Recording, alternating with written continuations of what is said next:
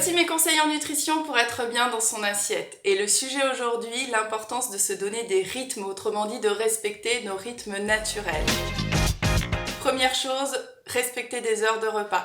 Bien sûr, on peut se décaler légèrement du moment que chaque jour se ressemble et que l'on respecte un intervalle de 4 à 5 heures entre chaque prise alimentaire. Deuxième chose, se donner des rythmes au moment de la prise du repas.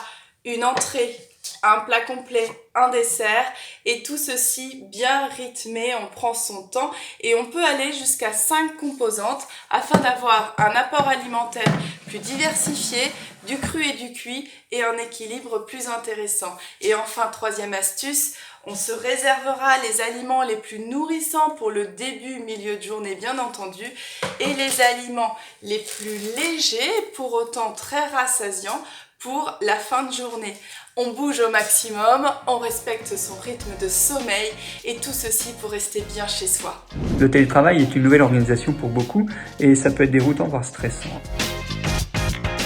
Essayez de toujours commencer à la même heure, de vous habiller correctement et puis de vous isoler soit dans une pièce différente ou alors avec des écouteurs.